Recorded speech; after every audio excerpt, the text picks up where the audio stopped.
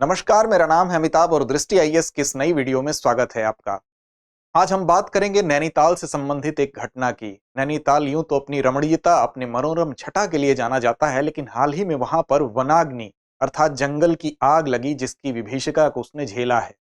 ये जंगल की आग न सिर्फ वहां के मानवीय अस्तित्व पर खतरा बन के आई, बल्कि उसने वायुमंडल के प्रदूषण के स्तर को बढ़ाया, जैव विविधता, मानवीय संपत्ति और जल स्रोतों को भी हानि पहुंचाई। तो वनाग्नि से संबंधित आज का हमारा यह शीर्षक होने वाला है। वनाग्नि क्या होती है, उसके क्या कारण है, उसका क्या प्रभाव पड़ता है, इस पूरे के पूरे घटनाक्रम को लेकर हम इन सारे पक्षों पर विचार करेंगे। तो आइए शुरू करते हैं आज की चर्चा को। उत्तराखंड में लगी जंगल की आग। सबसे पहले देखते हैं किन चर्चा के बिंदुओं के अंतर्गत यह पूरा का पूरा संदर्भ केंद्रित होगा। खबर और हालिया घटना को जानेंगे, क्या होती है वनाग्नि, वर्तमान स्थिति क्या है उसकी, भारत के लिहाज से उसको भी देखेंगे, साथ ही इसके कारण क्या होते हैं, इसके प्रभाव क्या हो सकते हैं, रोकथाम के उपाय क्या हो सकते हैं, आगे की राह क्या हो सकती है। साथ में अंतिम परिपाटी अभ्यास प्रश्न की होती है, उसकी तरफ चलेंगे, जिसकी जिम्मेदारी हमेशा की तरह आपकी होगी जवाब देने की कमेंट बॉक्स के माध्यम से। सामान्य अध्ययन प्रश्न पत्र 3 के लिहाज से एक खंड आपके लिए महत्वपूर्ण है, प्री और मेंस दोनों के लिहाज से देखें तो। खबर की बात करेंगे सबसे पहले तो खबर इंडियन एक्सप्रेस के एक्सप्लेन्ड सेक्शन से है।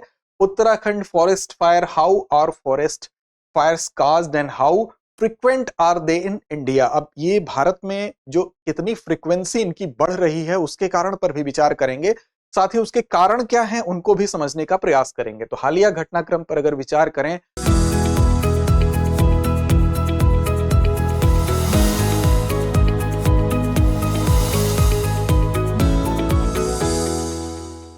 तो उत्तराखंड का जिला है नैनीताल, जो कि अपने पर्यटन के लिहाज से काफी चर्चित है। वहां की मनोरम छटा, वहां वाइल्ड लाइफ सेंचुरी, कुल मिला के वहां पर हम जब भी चर्चा करते हैं नैनीताल की, तो हमारे दिमाग में एक ऐसी छवि उभर के आती है जो घूमने वाली एक रमणीय जगह हो। लेकिन हाल ही में वहां पर जंगल की आग लगी और उस जंगल की आग ने वहां के आसपास के क्षेत्रों को भी प्रभावित किया। आप देख सकते हैं कि इस वनाग्नि से न सिर्फ नैनीताल बल्कि हल्द्वानी और रामनगर का वन प्रभाग, पूरा का पूरा एरिया प्रभावित होता है। और इससे जब वहां जंगल में आग लगती है तो वहां न सिर्फ जंगल में रहने वाले जीव प्रभावित होते हैं, बल्कि जंगल पर आश्रित जो अर्थव्यवस्था को प्रभावित करती है, वो अर्थव्यवस्था, जंगल की अर्थव्यवस्था जिन जिन लोगों को प्रभावित करती है उससे वो सारे लोग प्रभावित होते हैं। साथ ही प्रकृति को जो नुकसान होता है वो तो होता ही है।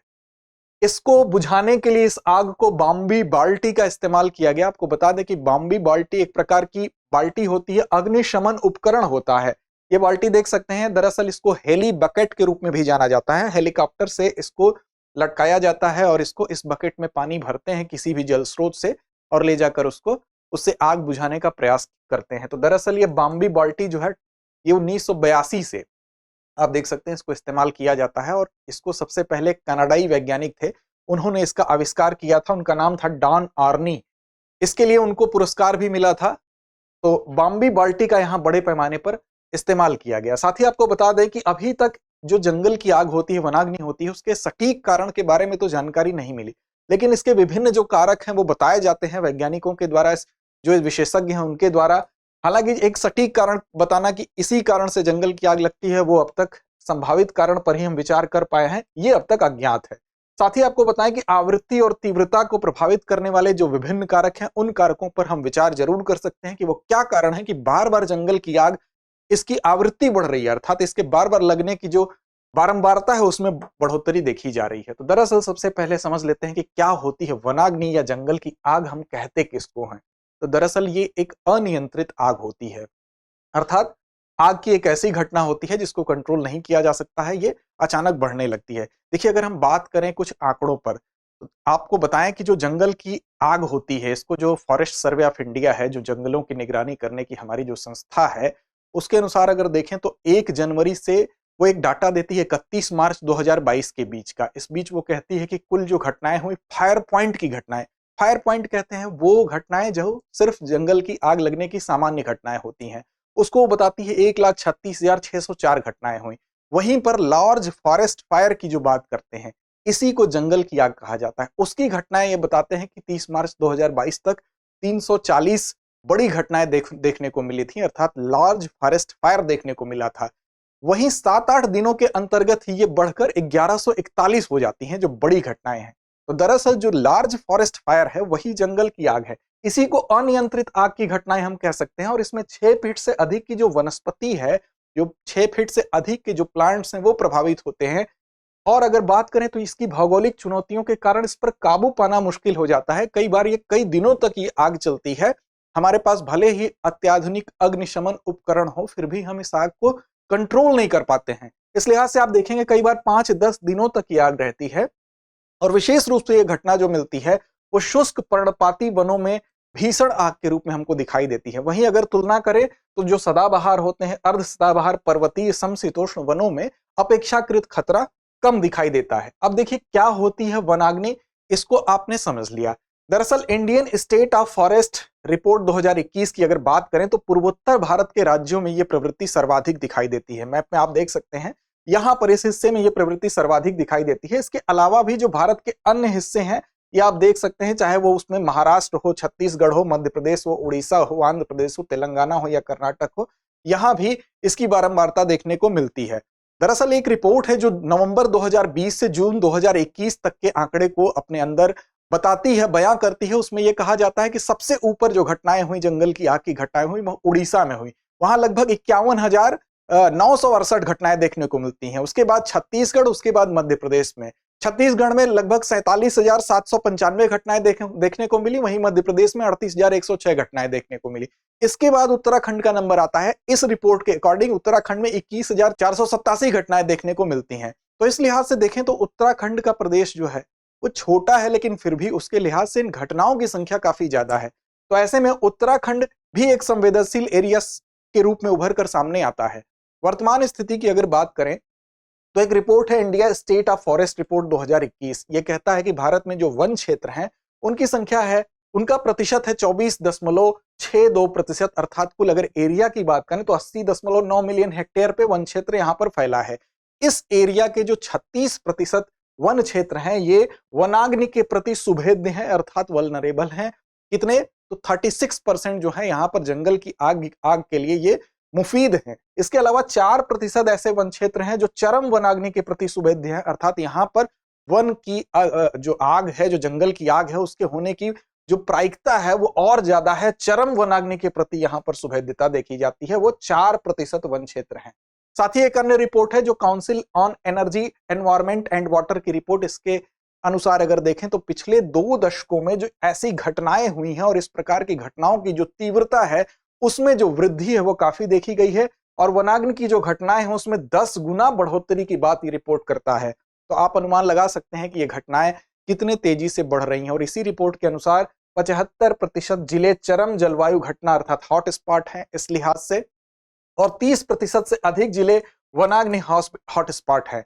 इसमें अगर प्रदेश की बात करें कि कौन सा प्रदेश सर्वाधिक वनाग्नि के लिहाज से संवेदनशील है, तो ये रिपोर्ट कहती है कि जो मिजोरम है, मिजोरम में वनाग्नि की सबसे अधिक घटनाएं होती हैं। तो ये स्टेट जो है इसको सर्वाधिक वनाग्नि के लिहाज से संवेदनशील बताया गया है। 95% जिले वनाग्नि हॉटस्पॉट बताए जा रहे हैं। अब देखिए विश्व स्तर पर अगर बात करें तो विश्व स्तर पर 2015 की एक रिपोर्ट के अनुसार कहा गया है कि जो 98 मिलियन वन क्षेत्र इससे प्रभावित है, जो कि कुल क्षेत्र का 3% हिस्सा है। अर्थात वर्ल्ड लेवल पर भी आप देखेंगे तो 3% हिस्सा जो है, समस्त जो भूमि का हिस्सा है, वो वनाग्नि से प्रभावित एरिया आपको दिखाई दे रहा है।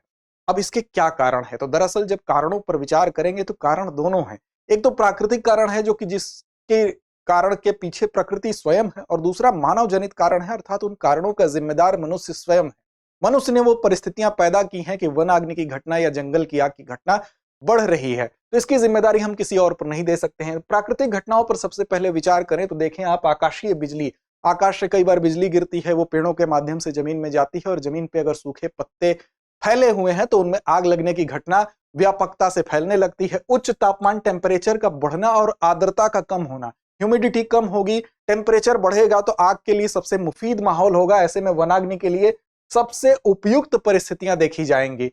साथ ही अगर मानवीय कारणों पर विचार करें तो 90% जो मामले, 90% मामले उसमें मानवीय कारक ही जिम्मेदार होता है। आप देखेंगे सिगरेट और बीड़ी पर्यटक स्थलों पर अक्सर या ग्रामीणों द्वारा अज्ञानता के वश अगर सिगरेट और बीड़ी जलाकर उसका इनका बिना बुझाए अगर फेंका जाएगा, वो आग का एक प्रमुख कारण बनता है।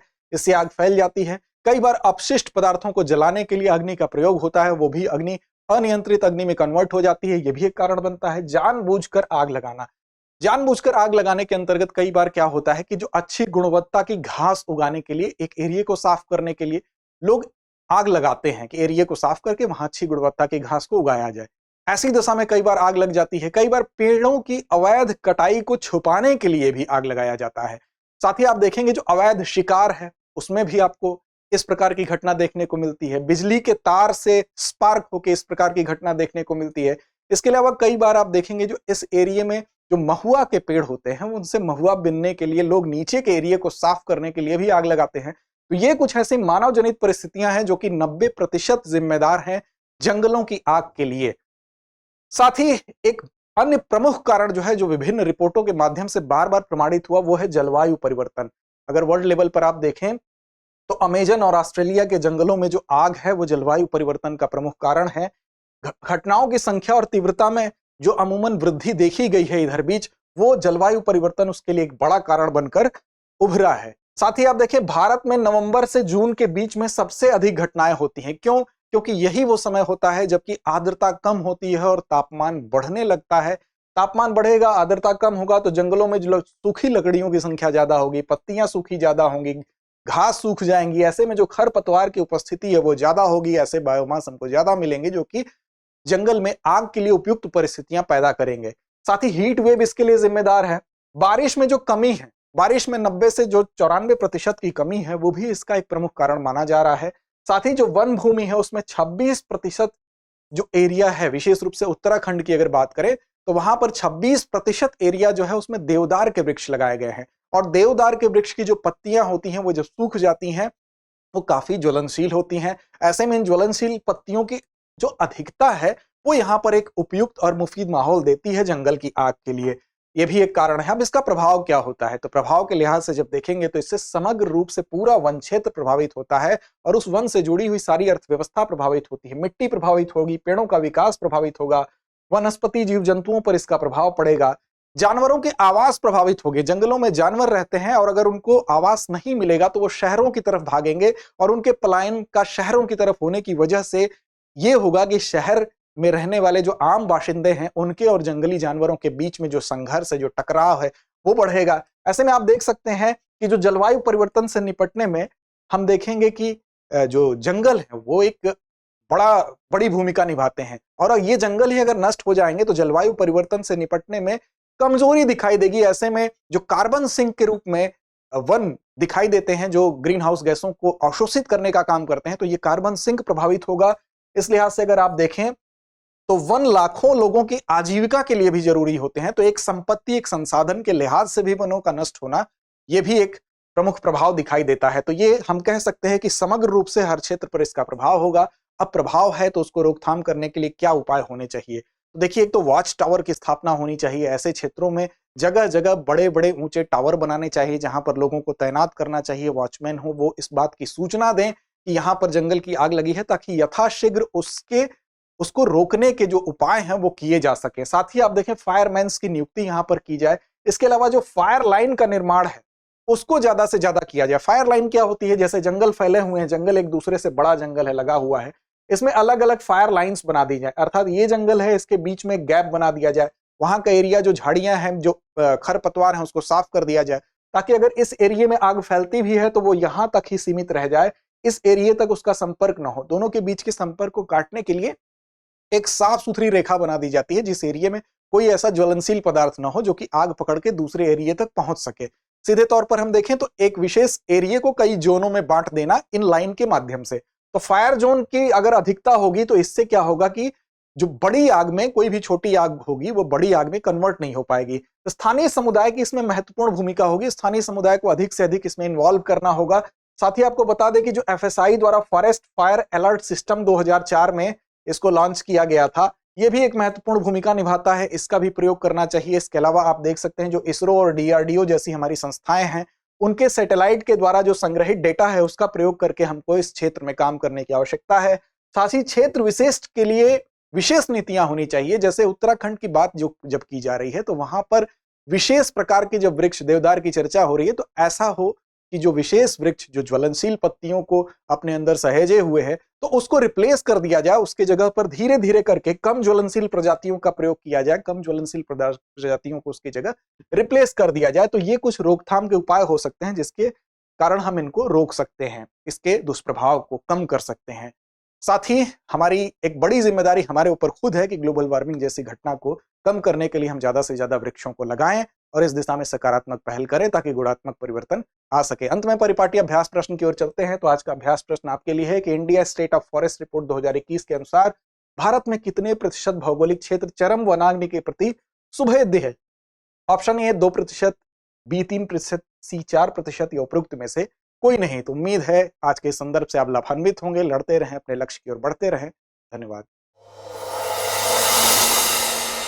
डियर व्यूअर्स, अपने एग्जाम की तैयारी को और बेहतर करने के लिए हमारे चैनल को लाइक, शेयर और सब्सक्राइब करना न भूलें।